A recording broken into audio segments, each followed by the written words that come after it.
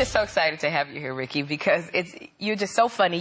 Last month you made headlines because you hosted the 67th annual Golden Globe Awards. Very funny. You were really funny. We showed clips on The View.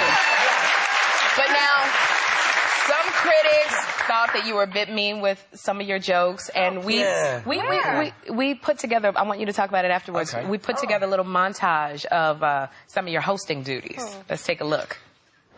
One stereotype I hate is that all Irishmen are just drunk, sweary hellraisers.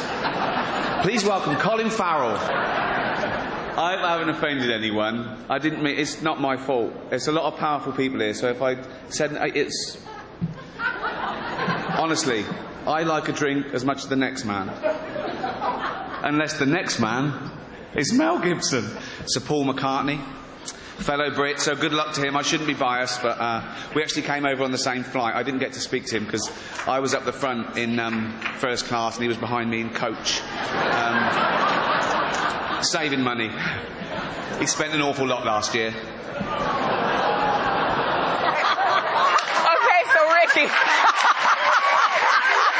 We loved it. Now, how do you think you did? I mean, were any of these celebrities up? Did they say anything to you? No, I tried to pitch it just right. I was never trying to be mean to them because, you know, what have they done wrong? You know, it was sort of like having fun with them, and they were cool with it. I was worried about the Paul McCartney one because he sort of went like that, but then he came backstage afterwards, and I said, "You're all right." He said, "I loved it, man," and he hugged me. They're cool. Exactly. Right. The A-listers are fine. It's the B-listers you've got to be careful about. They're the ones that... You have such a sweet smile that I think it all ends up well. Anyway, I want to tell everyone about your new show, the Ricky Gervais Show. You and your writing partner and a friend actually created this animated series. Yeah. Can you tell us a little bit about it, and then I want to show everybody it came about from real conversations, myself and Stephen Merchant, who I did The Office and Extras with, and our friend, Carl Pilkington, who is a little oddity. He's one of those friends that everyone's got that says stupid ththings, OK? He says things like... He was talking once, he said, what were those things in Gremlins called? And I went, there be Gremlins. He went, oh, yeah. And he sees the world differently. Do you know what I mean? Right. And these are real conversations, just unscripted, and they've animated them, and it just really works well because he's a cartoon character anyway, nearly. Right. But he's not trying to be funny. He's just that sort of guy. Is the show improvised, or is it It's totally improvised. It's like this for half an hour, and then they've animated it. But animated. So let's show everybody. This is a clip where you guys are discussing homeless people, correct?